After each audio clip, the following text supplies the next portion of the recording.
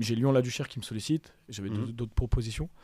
Lyon-La-Duchère, qui était en national à l'époque, me sollicite pour me proposer deux missions. La mission d'être deuxième adjoint sur le groupe national, donc avec Laurent Rousset qui venait de rejoindre le club en tant que coach. Donc j'étais son deuxième adjoint et j'avais plutôt en charge la vidéo et l'analyse du championnat. Et entraîneur des U18 avec le projet de monter en 19 national. Donc c'est comme ça. C'est comme ça que je signe à la Duchère, oui, parce qu'au FC Lyon, si tu veux, quand je résilie mon contrat avec le Cascol, je me suis mis mes 2 ans de chômage et je travaillais pas à côté. Et en fait, arrivé à la fin du FC Lyon, j'avais plus de chômage, donc il fallait que je trouve un emploi et un contrat de travail. Le FC Lyon n'était pas en capacité de m'en proposer, donc c'est pour ça que je suis pas resté dans le club là-bas. Et j'ai dû aller à Lyon-La-Duchère. Ça a bien tombé alors. Ouais, le destin est bien fait, donc voilà. Putain, il a de miel, hein. Il faut toucher après. Hein. Ouais, ça porte chance, ça passe bien là. Et donc après j'ai fait 4 ans à Lyon-La-Duchère, où les 2 premières années j'étais donc deuxième analyste adjoint, vidéo et analyste deuxième, vidéo. Voilà. Donc j'ai connu Laurent Rousset en tant que coach la première année. C'était la première année Covid. La deuxième année c'était Manu Dacosta. Et c'est là où on est descendu de national. Donc j'ai connu Manu Dacosta la première partie de saison et Nicolas Lebellec la seconde partie de saison. Donc après, à l'issue de cette saison, on est descendu. Et moi, la N2 à N3 de national à N2. De national à N2. National à N2. Ouais. Et là, du coup, l'année en N2, je suis plus dans le staff. Je suis responsable de la formation à Lyon-La-Duchère et entraîneur des 18. Et Nicolas Lebellec est le coach. Et en décembre, il décide le club de se séparer de Nicolas Lebellec. Et il me propose l'équipe, une qui était en National 2, donc du coup, pour se maintenir. Voilà. Début de la saison ? Non, en janvier. En cours de saison, en janvier. Ouais. Tu acceptes ? J'accepte, ouais, parce que je m'en sentais capable de relever le challenge. J'étais bien dans le club, j'étais bien intégré dans le club, je connaissais bien le club. Donc je trouvais que c'était une opportunité pour moi de pouvoir me professionnaliser réellement dans le métier d'entraîneur. Et de lancer entre guillemets ma carrière à ce niveau-là. Quand tu commences dans le staff comme deuxième adjointe avec les adultes au national, tu dis je veux travailler avec les adultes, les jeunes, c'est qu'est-ce qui se passe dans ta tête? Moi, j'ai toujours eu la première année d'expérience, te dis j'ai toujours eu cette âme de formateur et j'aime beaucoup les jeunes et travailler avec les jeunes parce que développer le joueur, la relation aussi, je trouve que voilà, c'est bien dans l'échange, etc.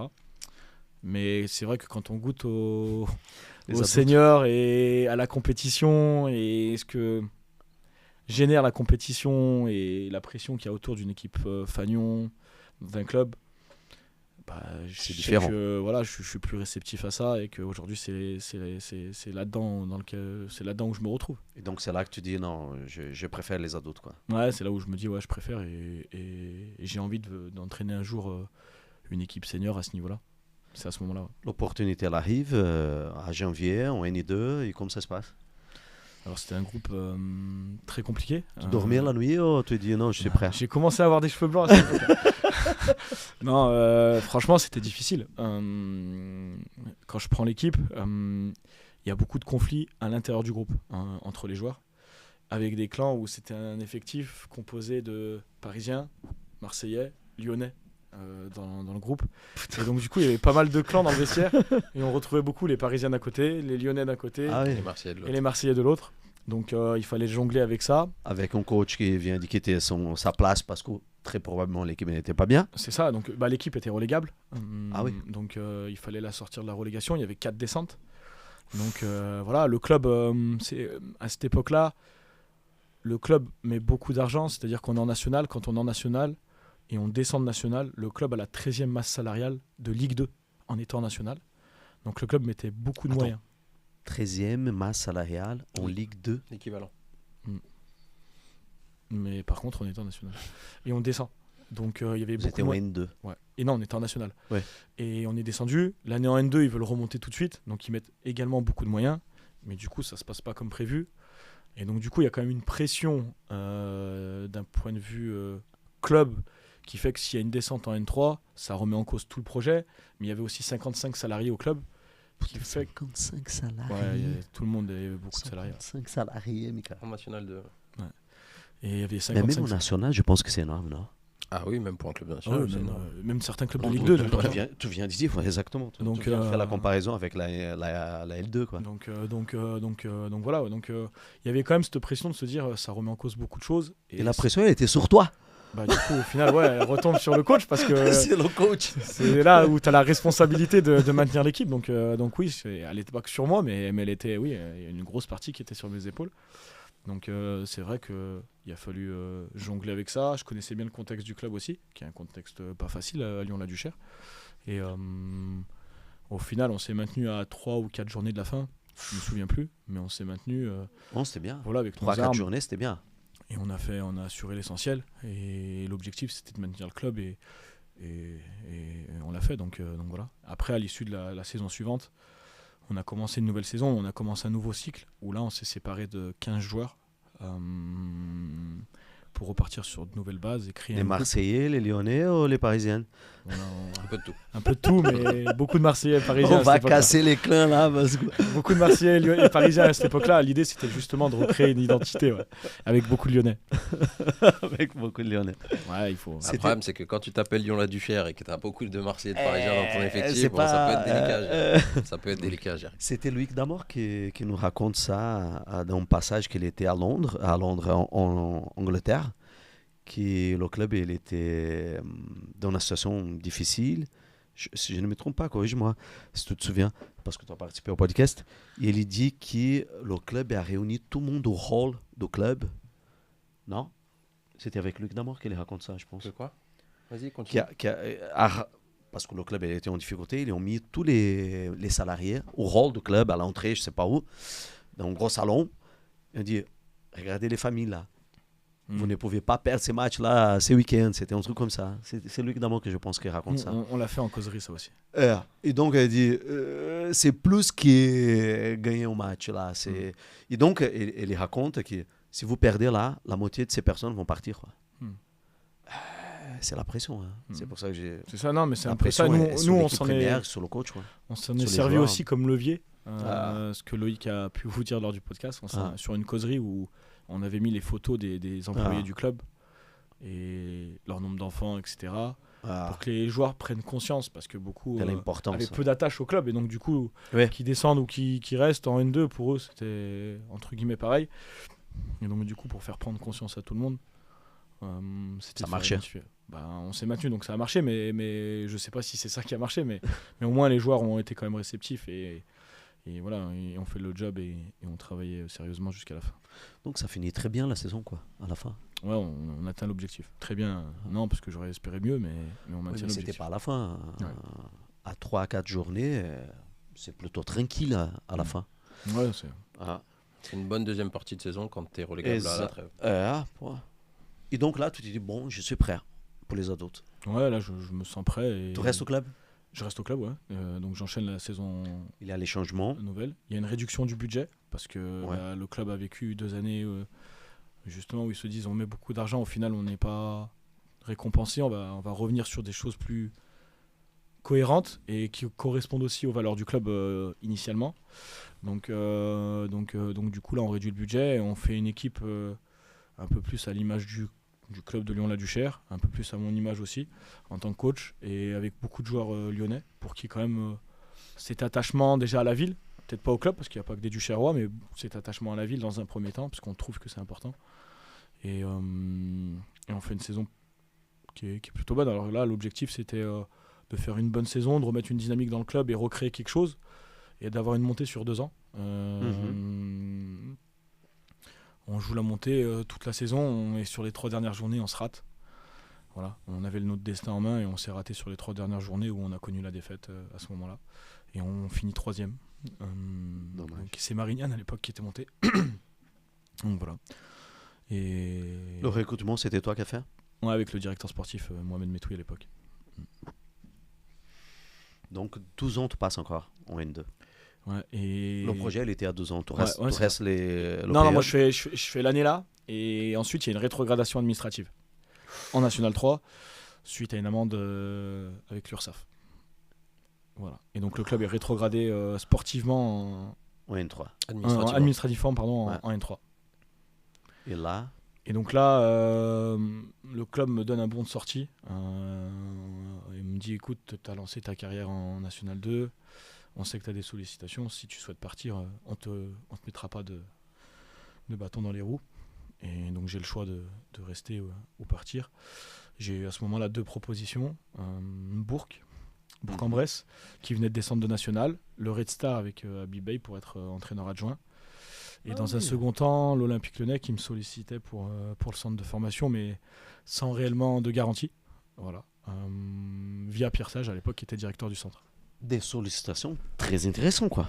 Voilà, très intéressant. C'est pas n'importe qui t'appelle. Non, franchement, c'était... Depuis le début, depuis la première année que tu récupères l'équipe en N2 et que tu maintiens l'équipe? Non, quand j'étais en N2, j'avais pas de sollicitation. Quand il y a eu la rétrogradation, c'est là où elles sont arrivées, quoi.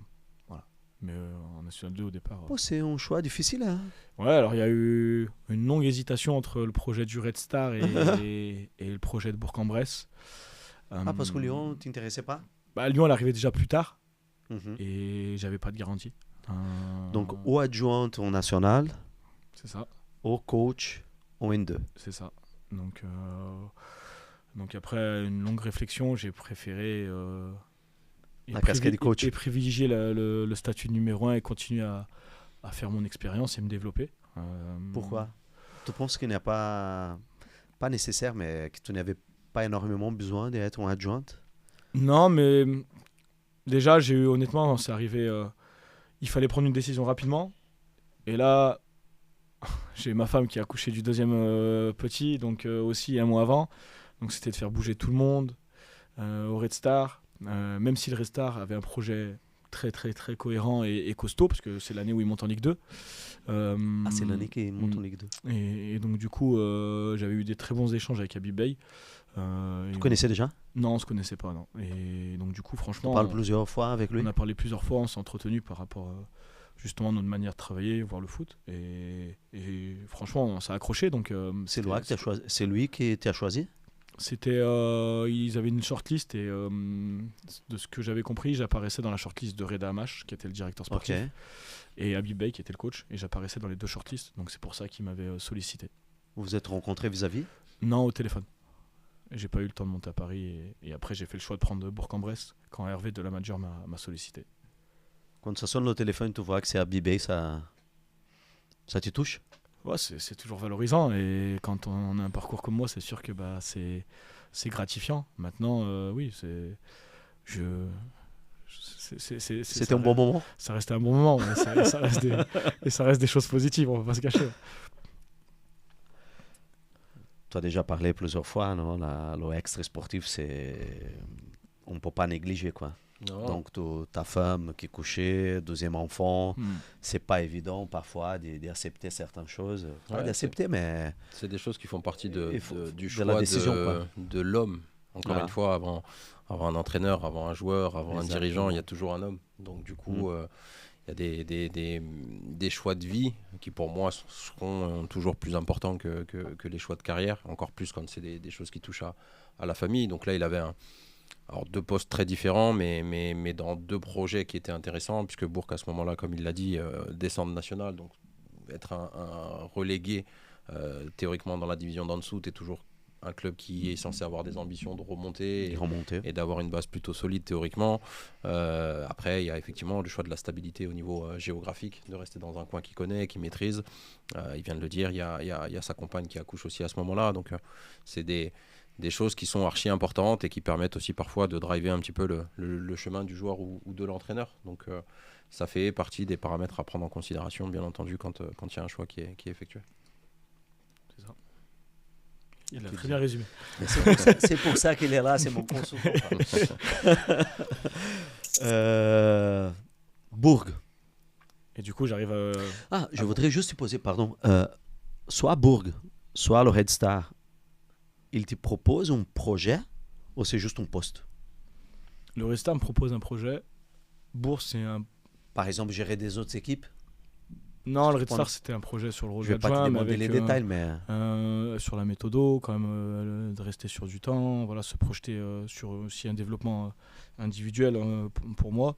Donc, il y avait un projet cohérent. Bourg, c'est un projet, entre guillemets, one-shot. Tu viens, tu prends l'équipe. Et on verra à la fin de l'année. Il y a structuré. Non, j'avais un contrat de 2 ans, donc après, c'est un projet sur 2 ans, mais comme la plupart des coachs quand ils sont sollicités généralement. Et donc du coup, le projet, c'est de restructurer une équipe qui vient de descendre, où il reste plus de joueurs. Donc il faut tout recréer. Et donc tu as 2 ans pour repartir sur des bases saines avec un budget qui est totalement réduit parce qu'il y avait un changement de présidence. Retour de l'ancien président. Un retour de l'ancien président qui a tout vécu avec le club. Un retour de l'ancien entraîneur du club qui a tout vécu aussi avec le club, de la N2 jusqu'à la Ligue 2. Donc je trouvais ça vraiment intéressant. Son retour, à quel niveau comme directeur sportif ? Il était manager général, ouais. Il est coach sur la fin de saison de National, même au moment où l'équipe descend. Il part avant la fin, quoi. Non, en fait, il arrive, il retourne au club en tant que manager, et puis il me semble qu'il se sépare de l'entraîneur en National un peu avant la fin de la saison. Donc il se met sur le banc parce qu'il est diplômé pour essayer de sauver le club en National. Et je crois qu'à ce moment-là, d'ailleurs, ça doit être lui qui l'exprime, il me semble, en conférence de presse. Je pense que si le club reste en National, lui reste entraîneur de l'équipe à ce moment-là, alors qu'il il était revenu au club en tant que manager général. Et puis à partir du moment où le club est relégué, il fait le choix de rester sur le poste de manager. Et je pense que c'est à ce moment-là qu'il sollicite Jordan pour le poste d'entraîneur. Il s'appelle comment ? Hervé Delamager. C'est le coach aujourd'hui de l'US Orléans National. Ah, voilà. Donc c'est comme ça que ça s'est fait. Et puis à tous les deux, on a dû créer une équipe.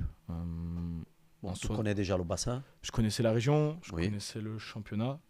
J'avais le réseau aussi pour les joueurs à ce niveau-là. Puis il y a la visibilité aussi, je pense. Comme tu le disais tout à l'heure, c'est vrai que c'est pas la même division que le Red Star, c'est pas le même projet. Mais comme le disait Jordan, c'est l'opportunité pour lui, à un âge assez jeune, d'être numéro 1. Voilà, c'est numéro 1. Et on peut dire ce qu'on veut, il l'a dit tout à l'heure, il l'a bien expliqué, quand on est à la tête de l'équipe première, qu'on le veuille ou non, la vitrine d'un club, c'est toujours des projecteurs différents sur soi, sur le club, sur l'équipe.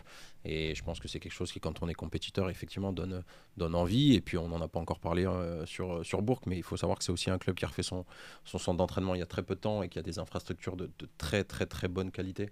Donc, c'est un environnement de travail qui est intéressant. C'était comme ça qu'on était là ?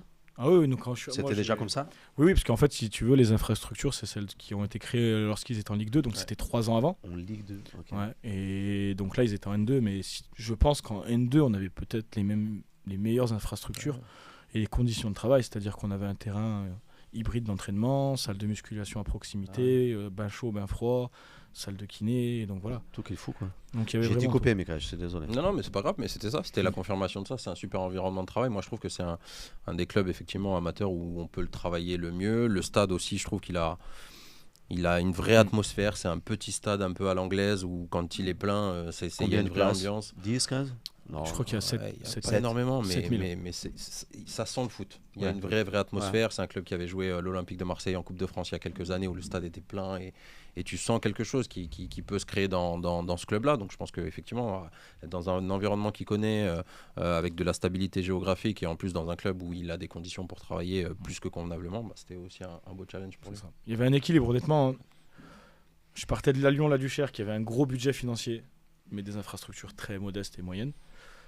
Et je rejoignais un club qui, sur l'aspect financier, était un peu en difficulté avec un budget réduit. On ne va pas en difficulté à cette époque-là, mais un budget réduit, mais avec des top infrastructures. Et j'ai privilégié ça. Et le projet sportif qui était sur 2 ans. La possibilité aussi de travailler avec Hervé Delamager, qui avait une grosse expérience en tant que coach. Je trouvais que pour moi, ça allait m'apporter aussi.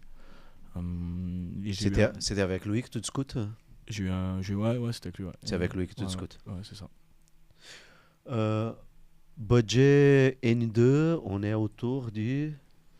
Ça dépend des clubs. 3-4 millions d'euros. Moins quand même, mais moins ça dépend lesquels. Il y a des clubs à 3-4, il y a des clubs à 2, il y a des clubs à 500, il y a des clubs à 800. Il y en a qui sont à moins d'1 million, ça dépend. Ça dépend. Franchement, il y a un peu de tout. On est entre 2 et 5.